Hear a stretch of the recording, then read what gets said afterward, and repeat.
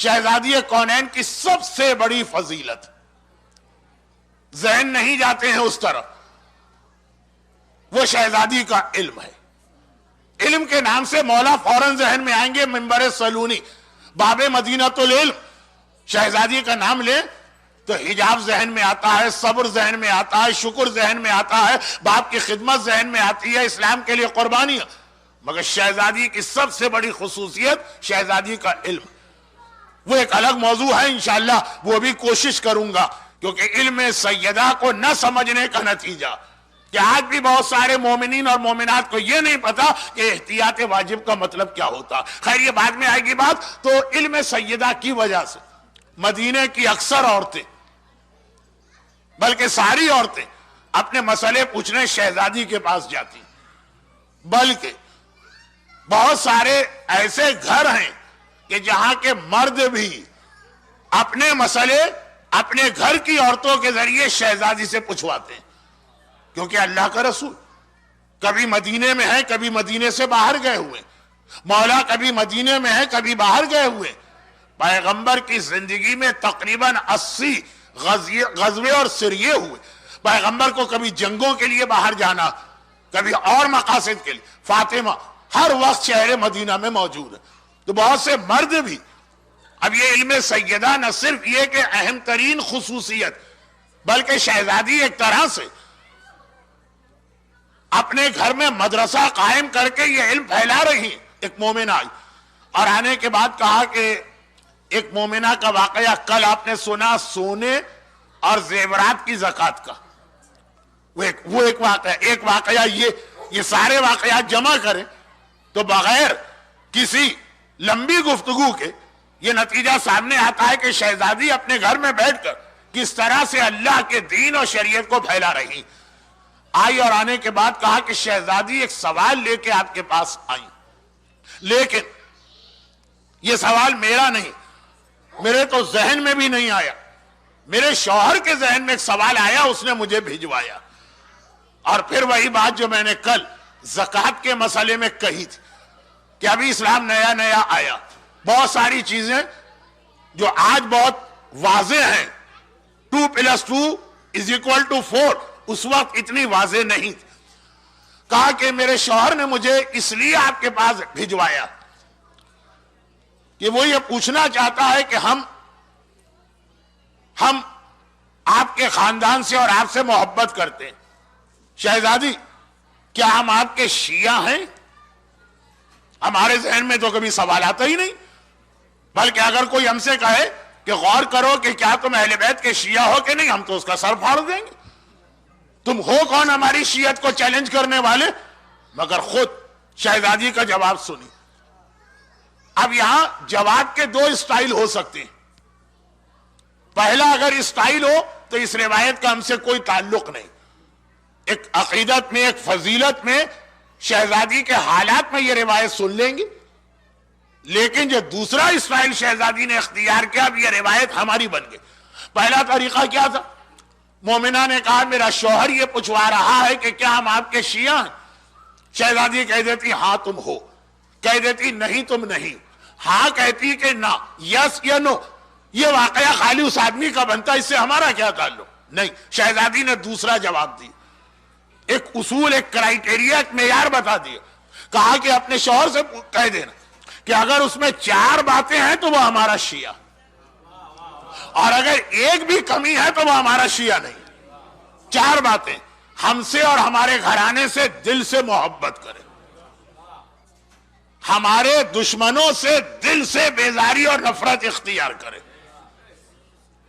تیسری بات، جس بات کا ہم نے حکم دیا ہے سب پر عمل کرے، اور جس چیز سے ہم نے روکا ہے وہ ان تمام چیزوں سے رک جائے۔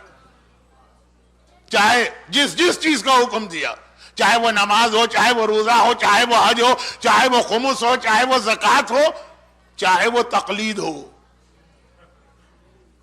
آج کل ایک اخباریت کے نام سے بھی ایک مسئلہ کھڑا ہوا، گرچہ بیچارے صحیح اخباری علماء پہ بھی ایک تہمت لگائی گئی، وہ پھر بات کی چیز ہے۔ انشاءاللہ اس موضوع پہ تو میں ضرور آؤں گا، اس لیے کہ جہاں مجلس پڑھتا ہوں اس آج کے زمانے کی وجہ سے 2-4 جملے کہنا پڑتے ہیں.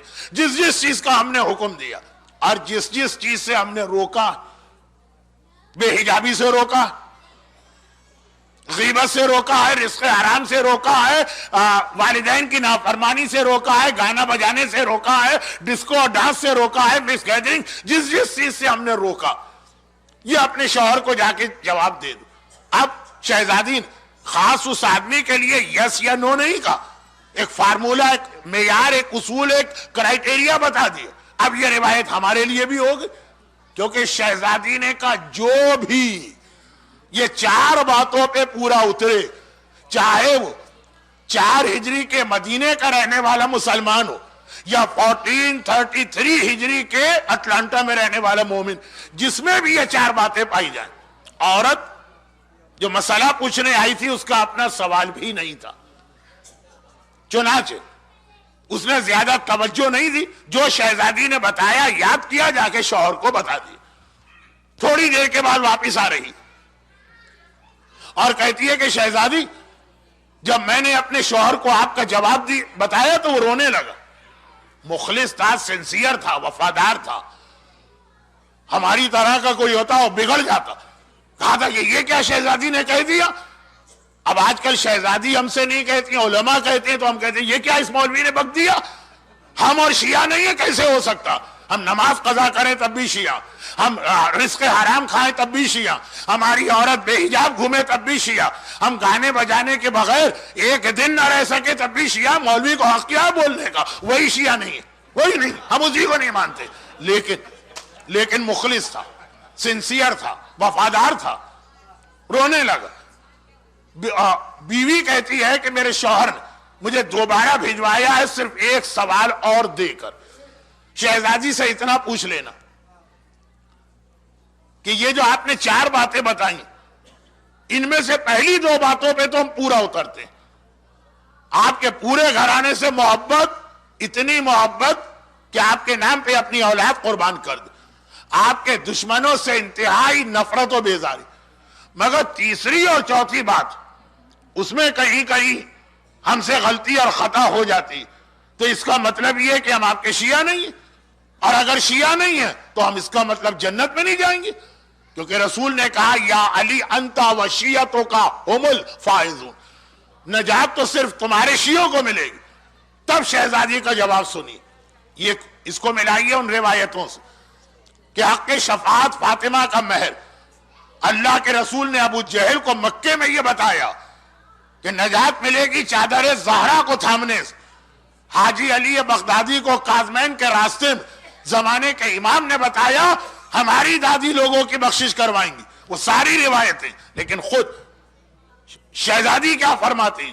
کہا کہ اپنے شوہر سے کہہ دینا، نہیں کہہ دینا کہ نہیں وہ بھی جنت میں آئے گا، لیکن ایک فرق کے ساتھ، ہمارا شیعہ جیسے ہی قیامت میں پہنچے گا ویسے ہی جنت میں آ جائے گا. جس میں وہ 4 باتیں پائی جاتی ہیں، 4 باتیں، 4 باتوں والا شیعہ. اور 4 میں سے کوئی ایک بات کم ہو، اس کے لیے میں ایک لفظ استعمال کرتا ہوں، پتہ نہیں صحیح لفظ ہے کہ نہیں. ایک ہوتا ہے پورا شیعہ، ایک ہوتا ہے ڈائٹ شیعہ.